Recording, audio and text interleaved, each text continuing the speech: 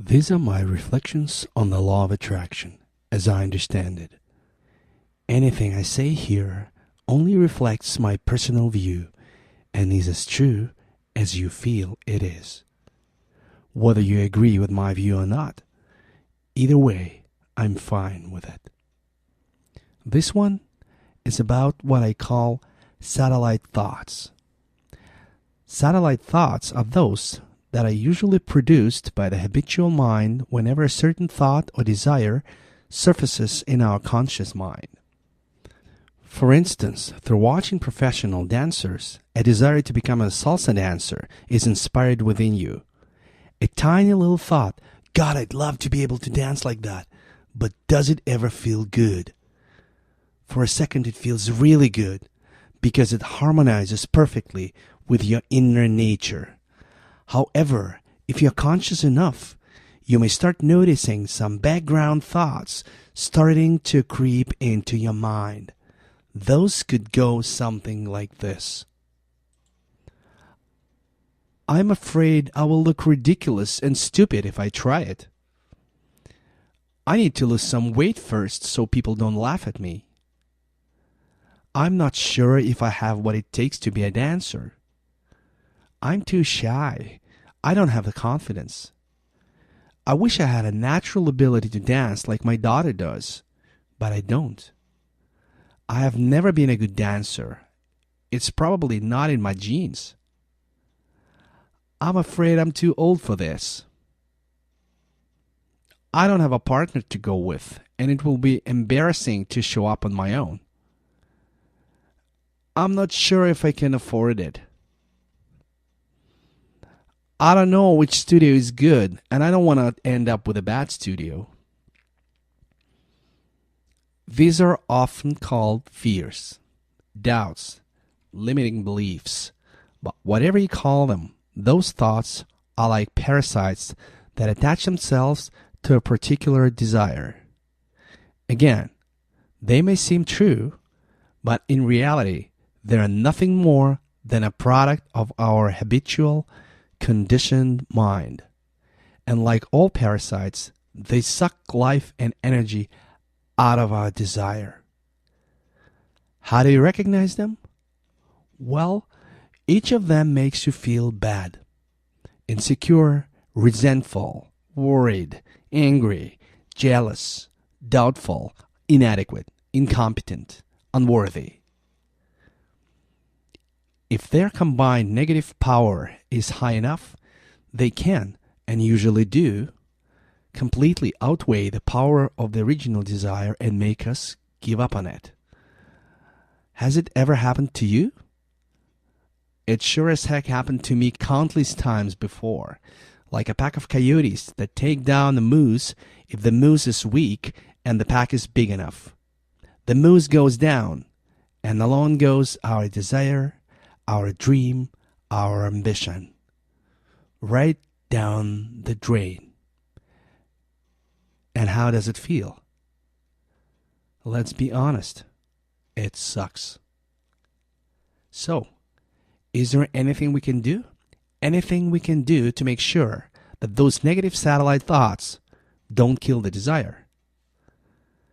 I discovered that the answer is actually quite simple. Feed the moose and don't feed the coyotes. Feed the moose and don't feed the coyotes.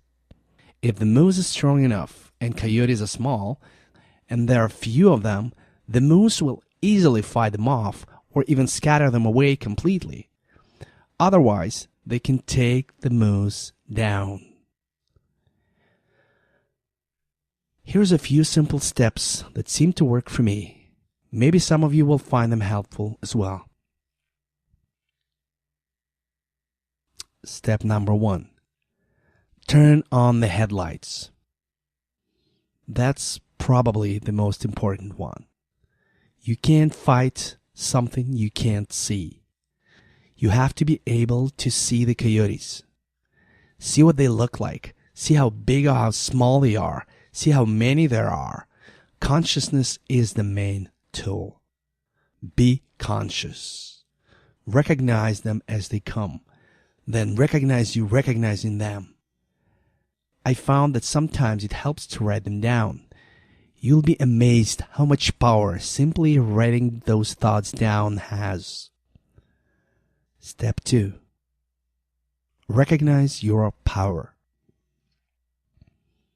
Coyotes can take down the moose, but they don't have power over you. They never did, and they never will. They cannot harm you. Step 3.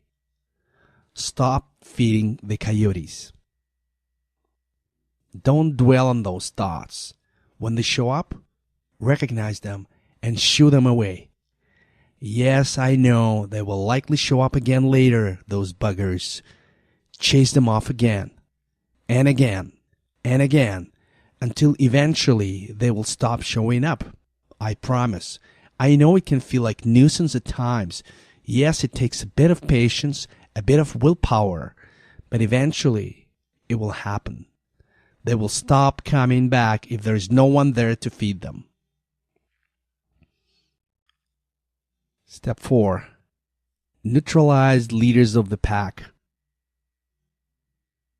Yep, that's right. Out of the slew of those negative satellite thoughts, there are always a couple that are bigger and stronger than the others.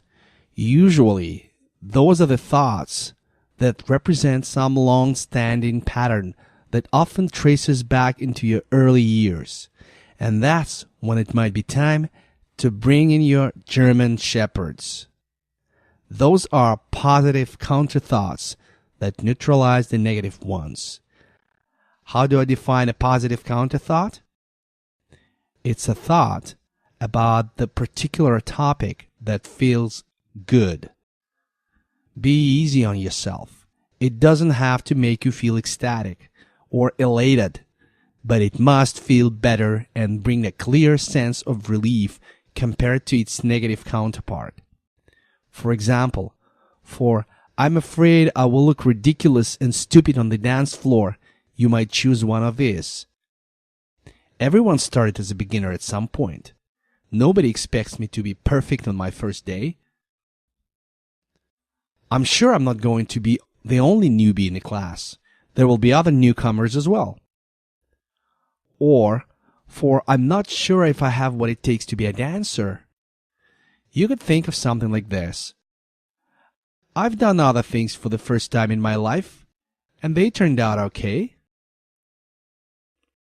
I know other people who have taken up dancing, and they were older or clumsier or in worse shape than me, and they have done fine. I don't have to be a super athlete to dance. I can go at my own pace." So, line up your shepherds and go for the pack leaders. By doing this, we are rewiring your habitual mind. We are reconditioning it. Step 5. Feed the moose. Yes, feed the damn moose. It's the power of your desire that keeps you going. It's that shining snow-capped pinnacle of your dream that fills you with immense passion and inspiration. It makes your heart beat faster. It makes you feel alive. So make it count. Feel its passion. Feel it flow through your veins, through your entire body. Cherish your dream. Feed your desires. Feed that moose. Make dreaming part of your day. Draw mental images. Visualize it as bright as you can and as often as you can. Picture every tiny detail. Feel the excitement of your dream coming true. Feel the smell of those trendy dancing shoes on your feet and see the dressy outfit that fits you so perfectly. Feel the electricity of the crowd watching you dance in utter and total admiration. See the fireworks of passion in the eyes of your dancing partner. Feel how smoothly you move down the floor, how fluid your steps are, how eagerly your body responds to your mental commands. Feel the joy. Inhale the passion. Breathe the glory. Notice how it makes you feel. For that's the life you were meant to live. That's what you came here for. Until next time, yours truly.